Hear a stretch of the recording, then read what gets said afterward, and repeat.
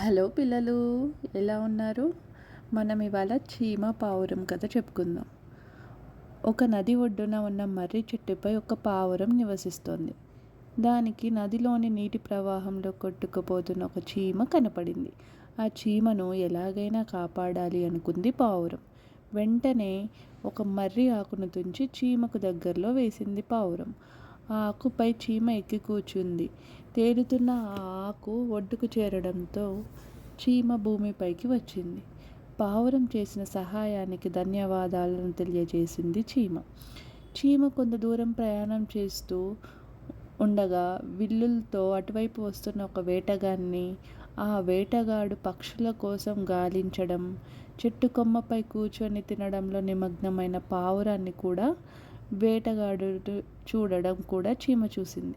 ఒక్క క్షణంలో వేటగాడు చెట్టు వెనక దాక్కొని బాణం ఎక్కుపెట్టి పావురానికి గురిపెట్టాడు.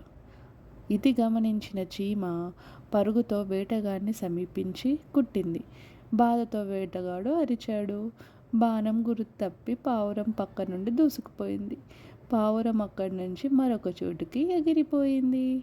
తాను ఎలా రక్షింపబడ్డానన్న సంగతి పావురానికి తెలియలేదు. కానీ చీమ మాత్రం తాను పొందిన ఉపకారానికి ప్రత్యుపకారం చేసినందుకు చీమకు సంతోషంగా ఉంది.